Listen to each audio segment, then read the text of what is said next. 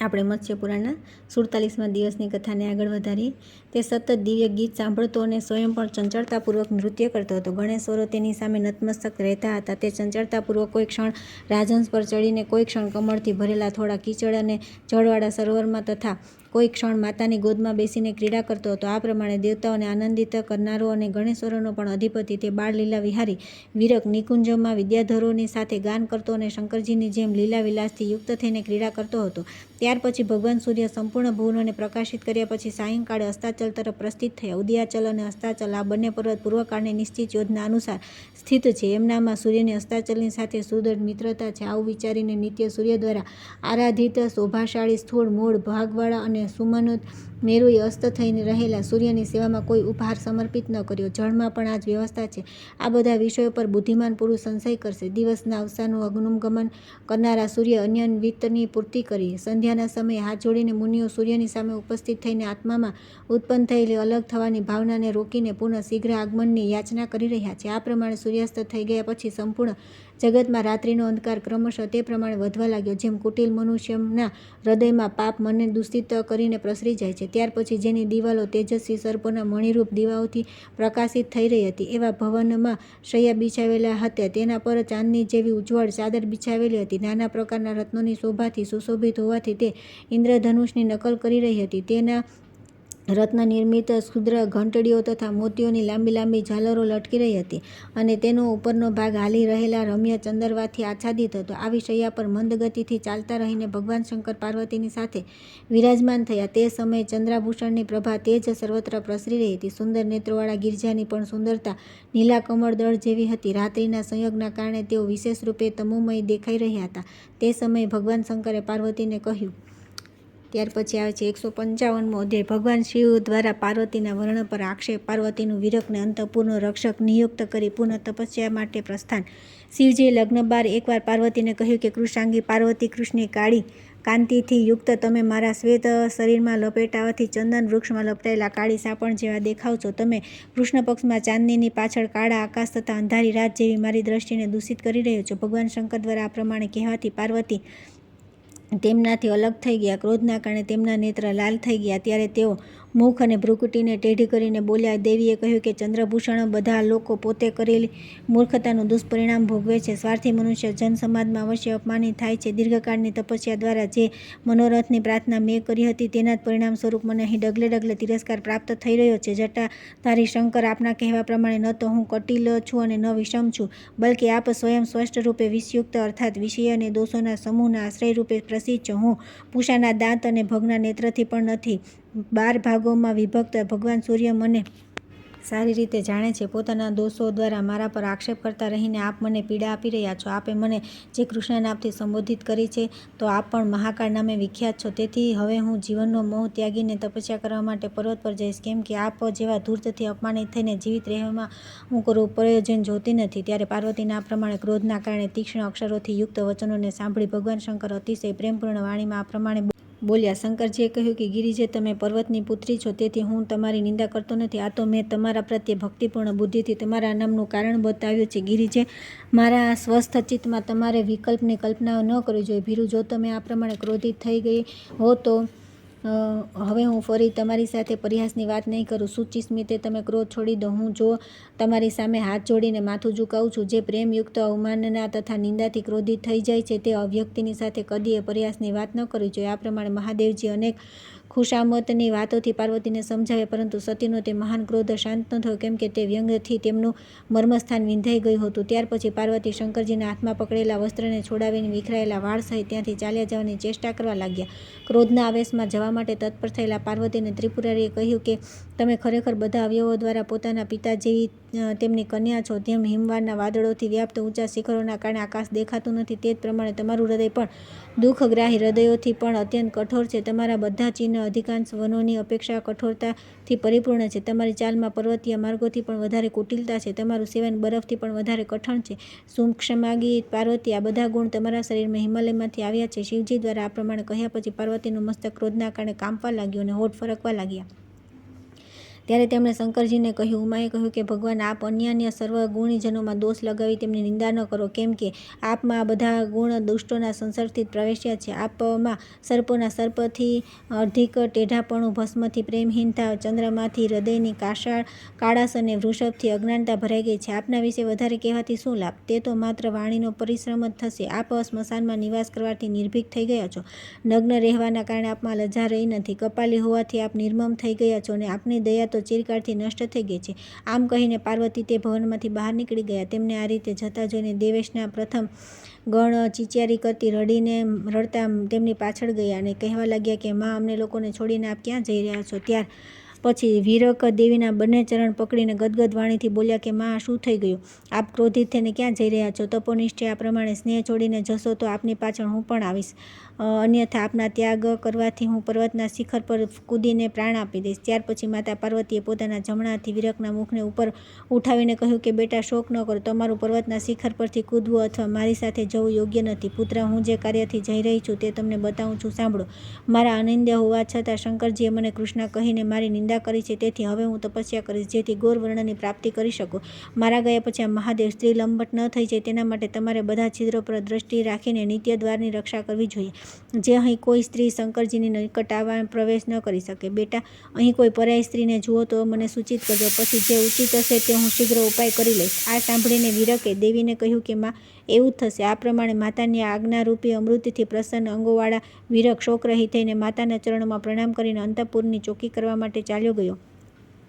ત્યાર પછી આવે છે 156મો અધ્યાય. કુસુમ મોદિની અને પાર્વતીની ગુપ્ત મંત્રણા. પાર્વતીનું તપસ્યામાં લીન થવું, અડી દૈત્યનું પાર્વતી રૂપમાં શંકરની પાસે જવું અને મૃત્યુને પ્રાપ્ત થવું તથા પાર્વતી દ્વારા વીરકને શાપ. સુજી કહે છે કે ઋષિઓ આગળ વધીને પાર્વતીએ શૃંગારથી વિશ્વભેત કુસુમા મોદિનીને આવતા જોયા, જે પાર્વતીની માતા મેનાની સખી અને પર્વતરાજની પ્રધાન દેવતા હતા. ત્યાં પાર્વતીને જોઈને તેમનું મન વ્યાકુળ થઈ ગયું. ત્યારે તેમણે પાર્વતીનું આલિંગન કરીને પૂછ્યું કે બેટી, ક્યાં જઈ રહ્યો છો? પછી ગિરજાએ તે દેવી શંકરજીના પ્રત્યે ઉત્પન્ન થયેલા પોતાના ક્રોધનું બધું કારણ કહ્યું અને પછી માતા તુલ્ય હિતૈષિણી દેવીને આ પ્રમાણે કહ્યું. ઉમા બોલ્યા કે અનિંદિતે, આપ મારા પિતા હિમાલયના દેવતા છો, તેથી આપનો અહીં નિત્ય નિવાસ છે. સાથે સાથે મારા પ્રત્યે પણ આપનો અત્યંત સ્નેહ છે. તેથી આ સમયે જે કાર્ય કરવાનું છે તે હું આપના ધ્યાન પર લાવી છું. આપને આ પર્વત પર સાવધાન ચિત્તે નિરંતર પ્રયત્નપૂર્વક એવી દેખરેખ રાખવી જોઈએ કે અહીં શિવજી પાસે એકાંતમાં કોઈ અન્ય સ્ત્રી પ્રવેશ ન કરી શકે. અને જો કોઈ સ્ત્રી શંકરજીની પાસે પ્રવેશ કરે તો તમારે મને તુરંત તેની સૂચના આપવી જોઈએ. જે પછી કંઈ કરવાનું યોગ્ય હશે તે કરીશ. આમ કહેવાથી તથેથી એમ કરીશ કહીને પોતાના મંગલમય પર્વત તરફ ચાલ્યા ગયા અને ગિરિરાજકુમારી ઉમા પણ તુરંત જ આકાશમાર્ગે પોતાના ઉદ્યાનમાં જઈ પહોંચ્યા. ત્યાં તેમણે આભૂષણોનો પરિત્યાગ કરી વૃક્ષોનું વલ્કલ ધારણ કરી લીધું અને ગ્રીષ્મ ઋતુમાં પંચાગ્નિ તપતા હરતા, વર્ષા ઋતુમાં જળમાં નિવાસ કરતા અને ઠંડીમાં શુષ્ક ઉસર ભૂમિમાં શયન કરતા હતા. જંગલના ફળ મૂળ તેમનો આહાર હતો તથા તેઓ ક્યારેક નિરાહાર પણ રહેતા હતા. આ પ્રમાણે સાધના કરતા રહીને તેઓ તપસ્યામાં સંલગ્ન હતા. આ દરમિયાન અંધકાસુરનો પુત્ર તથા બકાસુરનો ભાઈ અડી નામક દૈત્ય, જે બળવાન ઘમંડી રણભૂમિમાં દેવતાઓનો શત્રુ અને નિરંતર શંકરજીના છિદ્રો જોનાર હતો, પાર્વતીને તપસ્યામાં સંલગ્ન જોઈને પોતાના પિતાને વધને યાદ કરીને યુદ્ધસ્થળમાં બધા દેવતાઓને પરાજિત કરીને ત્રિપુરહંતા શંકરજીના નગરમાં આવ્યો. ત્યાં તેણે વીરકને દ્વાર પર સ્થિત જોયો. ત્યારે તે પૂર્વકાળમાં બ્રહ્મા દ્વારા આપવામાં આવેલા પોતાના વરદાન વિશે વિચાર કરવા લાગ્યો. શંકરજી દ્વારા દેશદ્રોહી અંધક દૈત્યના મરાઈ જવાથી અડીએ ઘણા સમય સુધી કઠોર તપ કર્યું. ત્યારે તેની તપસ્યાથી સંતુષ્ટ થઈને બ્રહ્માએ તેની નિકટ આવીને કહ્યું કે દાનવ શ્રેષ્ઠ આડી, તમે તપસ્યા દ્વારા શું પ્રાપ્ત કરવા ઈચ્છો છો? ત્યારે તે દૈત્ય બ્રહ્માને કહ્યું હતું કે પ્રભુ, અમર થવા ઈચ્છું છું. ત્યારે બ્રહ્માએ કહ્યું કે દાનવ, આ જગતમાં કોઈ પણ મનુષ્ય મૃત્યુરહિત નથી. દૈત્યેન્દ્ર શરીરધારીને કોઈને કોઈ રીતે મૃત્યુ પ્રાપ્ત થાય જ છે. આ સાંભળીને આડીએ બ્રહ્માજીને કહ્યું કે પદ્મસંભવ, જ્યારે મારા રૂપનું પરિવર્તન થઈ જાય ત્યારે મારું મૃત્યુ થાય, અન્યથા હું અમર રહું. તેના દ્વારા આ પ્રમાણે કહેવાથી બ્રહ્માજીએ પ્રસન્ન થઈને તેને કહ્યું હતું કે ઠીક છે, જ્યારે તમારા રૂપનું બીજું પરિવર્તન થશે ત્યારે તમારું મૃત્યુ થશે, અન્યથા નહીં થાય. બ્રહ્મા દ્વારા આ પ્રમાણે કહ્યા પછી તે મહાબળી દૈત્યપુત્ર આડી પોતાને અમર માનવા લાગ્યો. તે સમયે તેણે પોતાના મૃત્યુનું સ્મરણ કરીને વીરકની દ્રષ્ટિથી બચવા માટે સર્પનું રૂપ ધારણ કરી લીધું અને એક બોર્ડમાં ઘૂસી ગયો. પછી તે પરમ દુર્જય દાનવ ગણેશ્વર વીરકની દ્રષ્ટિથી બચીને તેનાથી અલક્ષિત રૂપે ભગવાન શંકરની પાસે પહોંચી ગયો. ત્યાર પછી તે મોહિત ચિત્તના આડીએ શંકરજીને છેતરવા માટે સર્પનું રૂપ ત્યાગીને ઉમાનું રૂપ ધારણ કરી લીધું. તેણે માયાનો આશ્રય લઈને પાર્વતીના એવા અકલ્પનીય અને મનોહર રૂપનું નિર્માણ કર્યું કે જે બધા અવયવોથી પરિપૂર્ણ તથા બધા લક્ષણોથી યુક્ત હતું. પછી તે દૈત્ય મુખની અંદર વજ્ર સમાન સુદ્રઢ અને તીક્ષ્ણ અગ્રભાગવાળા દાંતોનું નિર્માણ કરીને મૂર્ખ મુકતા શંકરજીનો વધ કરવા માટે તત્પર થયો. ત્યાર પછી તે પાપી દૈત્ય સુંદર રૂપ અને ચિત્ર વિચિત્ર આભૂષણો અને વસ્ત્રોથી વિભૂષિત થઈને ઉમાનું રૂપ ધારણ કરીને શંકરજીની પાસે ગયો. તેને જોઈને ભગવાન શંકર પ્રસન્ન થઈ ગયા. ત્યારે તેમણે તે મહાસુરને બધા અંગ પ્રત્યંગોથી પાર્વતી માનીને તેનું આલિંગન કરીને પૂછ્યું કે ગિરજા, હવે તો મારા પ્રત્યે તમારો ભાવ ઉત્તમ છે ને બનાવટી તો નથી ને? સુંદરી, એવું લાગે છે કે તમે મારા અભિપ્રાયને જાણીને જ અહીં આવી છો, કેમ કે તમારા વિના હું સંપૂર્ણ વિશ્વને સૂનું માની રહ્યો હતો. હવે તમે પ્રસન્નતાપૂર્વક અહીં આવી ગયો છો તો તમારા માટે આવું કરવું ઉચિત જ છે. આ પ્રમાણે કહ્યા પછી દાનવેન્દ્ર આડી હસીને ધીરે ધીરે બોલ્યો કે તે ત્રિપુર હંતા શંકરજી દ્વારા પાર્વતીના શરીરમાં લક્ષિત કરેલા ચિહ્નને પ્રાય જાણતો ન હતો. દેવી રૂપધારી આડીએ કહ્યું કે પતિદેવ, આપના અપાર પતિ પ્રેમની પ્રાપ્તિ માટે હું તપસ્યા કરવા ગઈ હતી, પરંતુ તેમાં મારું મન ન લાગ્યું, તેથી પછી આપની પાસે આવી ગઈ. તેના આ પ્રમાણે કહેવાથી શંકરજીના મનમાં થોડી શંકા ઉત્પન્ન થઈ, પરંતુ તેણે તેમને હૃદયમાં છુપાવી લીધી. પછી તેઓ હસીને બોલ્યા કે સૂક્ષ્માંગી, તમે તો મારા પર ક્રોધિત થઈને તપ કરવા ગયા હતા, સાથે સાથે તમે સ્વભાવથી દ્રઢ પ્રતિજ્ઞાવાળી છો, પછી મનોરથ સિદ્ધ કર્યા વિના પાછા કઈ રીતના આવી ગયા? આ કેવી વાત છે? આથી તો મને સંદેહ થઈ રહ્યો છે. આવું વિચારીને શંકરજી પાર્વતીના તે લક્ષ્મણ સ્મરણ કરવા લાગ્યા જેને તેમણે પાર્વતીના શરીરના ડાબા ભાગમાં વાળને ઘુમાવીને પદ્મરૂપે બનાવ્યું હતું, પરંતુ તે તેમને ન દેખાયું. ત્યારે પિનાકધારી મહાદેવીએ સમજી લીધું કે આ દાનવી માયા છે. પછી તો તેમણે પોતાના આકારને છુપાવતા રહીને જનેન્દ્રિયમાં વજ્રાસ્ત્રને અભિમંત્રિત કરીને દૈત્યને મારી નાખ્યો. આ પ્રમાણે મારી લખાયેલા આડીની વાતની વિરકને જાણ ન થઈ. ત્યાં આના યથાર્થ તત્વને ન જાણનારી હિમાલયની દેવતા કુસુમ મોદિની શંકરજી દ્વારા સ્ત્રીરૂપધારી દાનવેન્દ્ર મરાઈ ગયેલો જોઈને પોતાના શીઘ્રગામી દૂત વાયુ દ્વારા પાર્વતીને આની સૂચના મોકલી દીધી. વાયુના મુખે આ સંદેશ સાંભળીને પાર્વતી દેવીના નેત્ર ક્રોધથી લાલ થઈ ગઈ. ત્યારે તે દુઃખી હૃદયે પોતાના પુત્ર વિરકને શાપ આપતા બોલ્યા. ત્યાર પછી આવે છે 157મો અધ્યાય. પાર્વતી દ્વારા વિરકને શાપ. બ્રહ્માનું પાર્વતી તથા એક નંસાને વરદાન. એક નંસાનું વિંધ્યાચલ માટે પ્રસ્થાન. પાર્વતીનું ભવનદ્વાર પર પહોંચવું અને વિરક દ્વારા રોકવા. દેવીએ કહ્યું કે ગણેશ્વર વિરક, કેમ કે તમે મુજ માતાનો પરિત્યાગ કરીને સ્નેહથી વિકળ થઈને શંકરજીના એકાંતમાં અન્ય સ્ત્રીઓનો પ્રવેશ કરવાનો અવસર આપ્યો છે, તેથી અત્યંત કઠોર, સ્નેહહીન, મૂર્ખ, હૃદય રહિત તથા રાખ જેવી રૂખી શિલા તમારી માતા થશે. વિરકનું શિલાથી ઉત્પન્ન થવામાં આ જ કારણ જાણીતું છે. આગળ જતાં તે જ શાપ ક્રમશઃ વિચિત્ર કથાઓનું આશ્રય સ્થાય બની ગયો. આ પ્રમાણે પાર્વતીના શાપ આપી દીધા પછી ક્રોધ તેમના મુખથી મહાબળી સિંહ રૂપે બહાર નીકળ્યો. તે સિંહનું મુખ વિકરાળ હતું, તેનો ખભો જટાઓથી આચ્છાદિત હતો, તેની લાંબી પૂંછ ઉપર ઉઠેલી હતી, તેનું મુખ ભયંકર દાઢોથી યુક્ત હતું, તે મુખ પહોળું કરીને જીભ લબકારી રહ્યો હતો અને તે કોઈને ખાઈ જવાની તાગમાં હતો. આ જોઈને પાર્વતી દેવી તુરત જ તેની ઉપર આરૂઢ થવાની ચેષ્ટા કરવા લાગ્યા. ત્યારે તેમના મનના ભાવને જાણીને ભગવાન બ્રહ્મા તે આશ્રમ સ્થાન પર આવ્યા, જે સર્વ સંપદાઓનું આશ્રય સ્થાન હતું. ત્યાં આવીને દેવેશ્વર બ્રહ્માએ ગિરજાને સ્પષ્ટ શબ્દોમાં કહ્યું. બ્રહ્માએ કહ્યું કે પુત્રી, હવે તમે મારી આજ્ઞા માનીને આ અત્યંત કષ્ટપ્રદ તપસ્યાથી વિરક્ત થઈ જાઓ. કહો, તમારે શું જોઈએ છે? હું તમને કંઈ દુર્લભ વસ્તુ પ્રદાન કરું. સાંભળીને ગિરજાએ બ્રહ્માને પોતાના ચિરકાળના મનોરથને સ્પષ્ટ રૂપે કહ્યું. દેવી બોલ્યા કે પ્રભુ, મેં કઠોર તપસ્યાના ફળ સ્વરૂપે શંકરજીને પતિરૂપે પ્રાપ્ત કર્યા છે, પરંતુ તેઓ અપમાનિત કરતા રહે છે. તેથી હું ચાહું છું કે મારો વર્ણ સુવર્ણ જેવો ગોર થઈ જાય, હું તેમની પરમ પ્રિય પત્ની બની જાઉં અને પોતાના ભૂતનાથ પતિદેવના શરીરમાં એક બીજા તેમના જ અંગની જેમ પ્રવિષ્ટ થઈ જાઉં. પાર્વતીની આ વાત સાંભળીને કમલાસન બ્રહ્માએ કહ્યું કે ઠીક છે, તમે જ એવી થઈને પોતાના પતિદેવના શરીરના અર્ધભાગને ધારણ કરનારા થઈ જાઓ. આવું વરદાન પ્રાપ્ત કરી પાર્વતીએ ધારણ કરેલ ચર્મનો ત્યાગ કરી દીધો અને તેઓ 3 નેત્રોથી પણ યુક્ત થઈ ગયા. તે ઉપરાંત તેમણે પોતાના શરીરને નાના પ્રકારના આભૂષણોથી વિભૂષિત કરીને પીળા રંગની રેશમી સાડી ધારણ કરી અને હાથમાં ઘંટ લઈને ત્યાર પછી બ્રહ્માજીએ તે દેવીને કહ્યું કે નિશ્ચય તમે પહેલેથી જ એક નંસા નામે વિખ્યાત છો અને આ સમયે મારી આજ્ઞાથી પાર્વતીના શરીરનો સંપર્ક થવાના કારણે તમે કૃતકૃત્ય થઈ ગઈ છો. વરાન અને પાર્વતી દેવીના ક્રોધને જે આ સિંહ પ્રગટ થયો છે તે તમારું વાહન થશે અને તમારી ધજા પર પણ આ મહાબલીનો આકાર વિદ્યમાન રહેશે. હવે તમે વિંધ્યાચલ જાઓ, ત્યાં દેવતાઓનું કાર્ય સિદ્ધ કરો. દેવી, જેની પાછળ 1 લાખ યક્ષો ચાલે છે, તે આ પંચાલ નામક યક્ષને હું તમને કિંકર રૂપે આપી રહ્યો છું. આ સેંકડો પ્રકારની માયાઓનો જ્ઞાતા છે. બ્રહ્મા દ્વારા આવો આદેશ મળતા કૌશિકી દેવી વિંધ્ય પર્વત તરફ ચાલ્યા ગયા. આ બાજુ ઉમા પણ પોતાનું મનોવાંછિત વરદાન પ્રાપ્ત કરીને શંકરજીની પાસે ગયા. ત્યાં દરવાજા પર સોનાનો દંડ હાથમાં ધારણ કરીને વિરક પહેરો ભરી રહ્યો હતો. તેણે પ્રવેશ કરી રહેલા પાર્વતીને દરવાજા પર રોકી લીધા અને ગૌર રૂપે બીજી સ્ત્રી હોય એવું લાગનારી સ્ત્રી પાર્વતીને કહ્યું કે તમારું અહીં કોઈ પ્રયોજન નથી, તેથી તમે તુરંત અહીંથી ભાગી જાઓ. અહીં મહાદેવજીને છેતરવા માટે એક દૈત્ય માતા પાર્વતી દેવીનું રૂપ ધારણ કરીને પ્રવિષ્ટ થઈ ગઈ હતી, જેને હું જોઈ ન શક્યો, પરંતુ મહાદેવજીએ તેને મારી નાખ્યો. તેને માર્યા પછી મહાદેવજીએ ક્રોધિત થઈને મને આજ્ઞા આપી કે હવેથી તમે દ્વાર પર ગાફેલ રહેશો નહીં. ત્યારથી હું સાવધાનીપૂર્વક ચોકી કરી રહ્યો છું. દ્વાર પર મારી ઉપસ્થિતિમાં તમે અનેક વર્ષો સુધી પ્રવેશ થઈ શકશે નહીં, તેથી હું તમને ભવનમાં પ્રવેશ નહીં થવા દઉં. તમે શીઘ્ર અહીંથી ચાલ્યા જાઓ. ત્યાર પછી આવે છે 158મો અધ્યાય વિરક દ્વારા પાર્વતીની સ્તુતિ, પાર્વતી અને શંકરનો પુનઃ સમાગમ, અગ્નિને શાપ, કૃતિકાઓની પ્રતિજ્ઞા અને સ્કંદની ઉત્પત્તિ.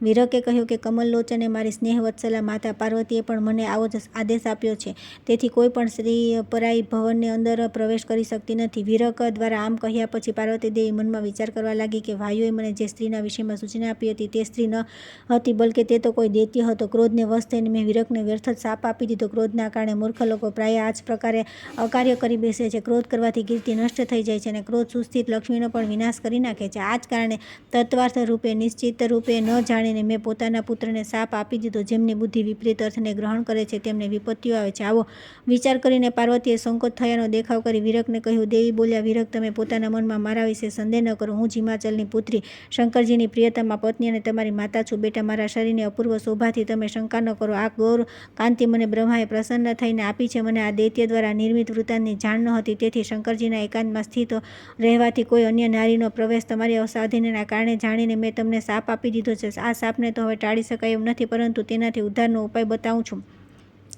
તમે મનુષ્ય યોનિમાં જન્મ લઈને ત્યાં પોતાનો મનોરથ પૂરો કરીને શીઘ્ર મારી પાસે પાછા આવી જશો. સૂતજી કહે છે કે ઋષિએ ત્યાર પછી વિરક પ્રસન્ન મનથી ઉદિત થયેલા ચંદ્રમા જેવી કાંતિવાળા માતા પાર્વતીને મસ્તક ઝુકાવી પ્રણામ કરીને બોલ્યા.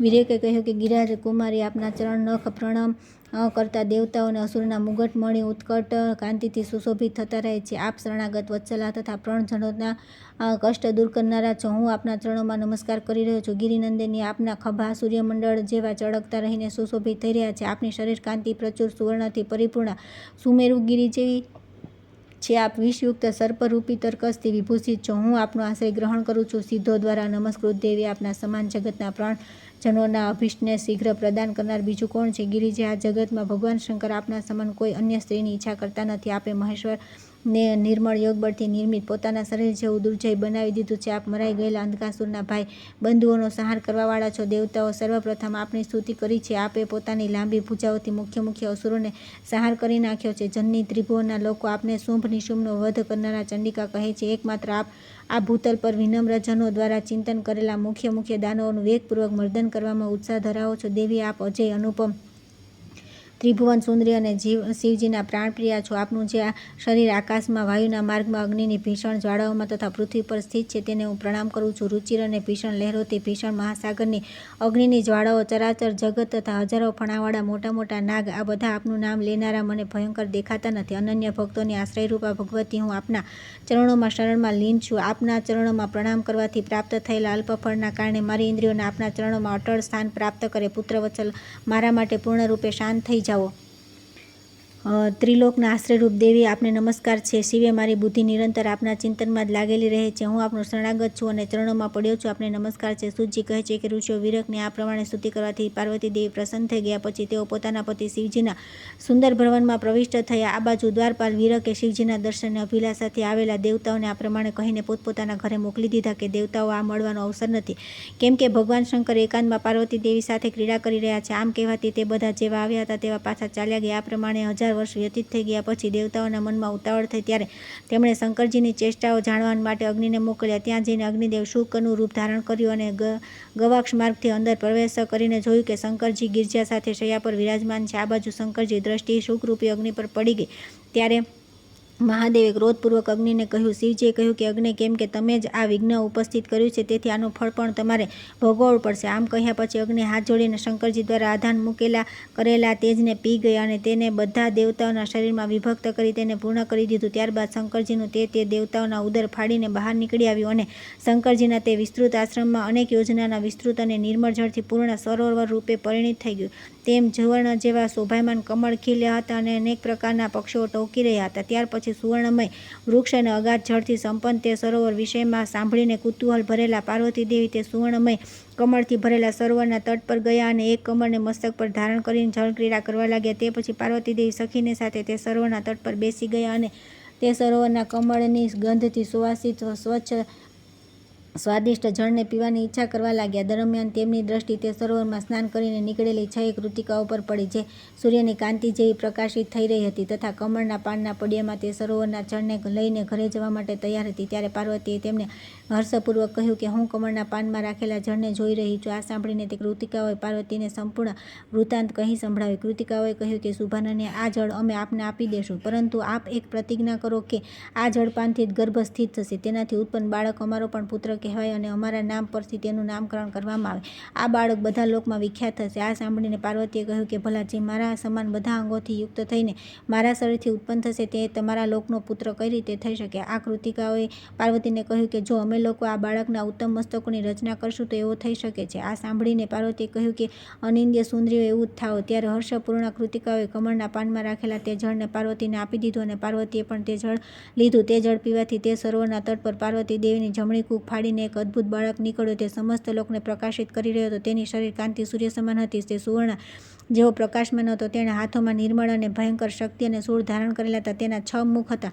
તે સુવર્ણ જેવી શોભાથી યુક્ત થઈને પ્રકાશિત થઈ રહ્યો હતો. તે જ કારણે તે દેવકુમાર નામે પ્રસિદ્ધ થયું. ત્યાર પછી આવે છે 159મો અધ્યાય. સ્કંદની ઉત્પત્તિ, તેમનું નામકરણ, તેમને દેવતાઓની પ્રાર્થના અને તેમના દ્વારા દેવતાઓને આશ્વાસન. તારકની પાસે દેવદૂત દ્વારા સંદેશ મોકલવો અને સિદ્ધો દ્વારા કુમારની સ્તુતિ. સૂતજી કહે છે કે ઋષિઓ પુનઃ પાર્વતી દેવીની ડાભી કૂખને ફાડીને બીજો શિશુપુત્ર બહાર નીકળ્યો. સર્વપ્રથમ અગ્નિના મુખમાં શંકરના જે તેજનું ક્ષરણ થવાના કારણે પ્રથમ બાળક સુંદર મુખવાળો અને શત્રુઓનો વિનાશ થયો. તેના 6 મુખ થયા. કેમ કે 6 મુખોમાં વિસ્તૃત શાખા અને નામ પ્રસિદ્ધ કૃતિકાઓની શાખાઓનો વિશેષ રૂપે મેળ થયો હતો, તેથી તે બાળક લોકમાં વિશાખ નામે વિખ્યાત થયું. આ પ્રમાણે તે સ્કંદ વિશાખ સડવક્ત્ર અને કાર્તિકેયના નામથી પ્રસિદ્ધ થયો. ચૈત્ર માસમાં કૃષ્ણ પક્ષની 15મી તિથિ એ વિશાળતા સર્પતના વનમાં સૂર્ય સમાન તેજસ્વી અને મહાબળી આ બંને બાળકોને ઉત્પન્ન થયા હતા. દેવેન્દ્ર ઇન્દ્રએ દેવતાઓને માટે કલ્યાણકારી માનીને સામેલ કરીને એકરૂપ કરી દીધા અને તુરત જ બ્રહ્મા, ઇન્દ્ર, વિષ્ણુ વગેરે બધા દેવતાઓ દ્વારા સામર્થ્યશાળી ગૃહને દેવસેનાપતિ પદ પર અભિષિક્ત કરવામાં આવ્યા. તે સમયે ચંદન, પુષ્પમાળા, માંગલિક, ધૂપ, રમકડા, છત્ર, ચામર, આભૂષણ અને અંગરાગ દ્વારા ભગવાન ષણમુખનો વિધિપૂર્વક અભિષેક કરવામાં આવ્યો હતો. ઇન્દ્ર દેવસેના નામે વિખ્યાત કન્યાને તેમને પત્ની રૂપે પ્રદાન કરી. ભગવાન વિષ્ણુએ દેવાધિદેવ સ્કંદને અનેક આયુધો સમર્પિત કર્યા. અગ્નિએ તેજ આપ્યું, વાયુએ વાહન આપ્યું, કુબેરે તેમને 10 લાખ યક્ષા આપ્યા, ત્વષ્ટાએ રમકડું અને સ્વેચ્છાનુસાર રૂપ ધારણ કરનાર એક મરઘો આપ્યો. આ પ્રમાણે તે બધા દેવતાઓએ પ્રસન્ન મનથી સૂર્ય સમાન તેજસ્વી અને સર્વશ્રેષ્ઠ વસ્તુઓ આપી. તે પછી મુખ્ય દેવતાઓએ પૃથ્વી પર ઘૂંટણો ટેકવીને તે વરદાયક ષણમુખ નીચેના સ્ત્રોત્ર દ્વારા સ્તુતિ કરવા લાગ્યા. દેવતાઓએ કહ્યું કે કામરૂપ ષણમુખ, આપ કુમાર મહાતેજસ્વી શિવ તેથી ઉત્પન્ન અને દાનવોનો સંહાર કરવાવાળો છે. આપના શરીરની શોભા ઉદયકાળના સૂર્ય તથા વીજળી જેવી છે. આપ નાના પ્રકારના આભૂષણોથી વિભૂષિત જગતના પાલનકર્તા અને રણભૂમિમાં દાનવોને માટે અતિ ભયંકર છો. આપને પ્રણામ છે. સૂર્ય સમાન પ્રતિભાશાળી આપને અભિવાદન છે. ગુહ્ય રૂપવાળા આપ ગુહીને અમારા નમસ્કાર છે. ત્રિલોકના ભયને દૂર કરનારા આપને પ્રણામ છે. કૃપા કરવામાં તત્પર રહેનારા બાળુ આપને અભિવાદન છે. વિશાળ અને નિર્મળ નેત્રવાળા આપને નમસ્કાર છે. મહાન વ્રતનું પાલન કરનારા આપ વિશાખને પ્રણામ છે. સામાન્ય રીતે મનોહર રૂપધારી તથા રણભૂમિમાં ભયાનક રૂપે યુક્ત આપને વારંવાર નમસ્કાર છે. આપ કેયુર ધારીને પ્રણામ છે. અત્યંત ઊંચાઈ પર ફરકતી પતાકા ધારણ કરવાવાળા આપને અભિવાદન છે.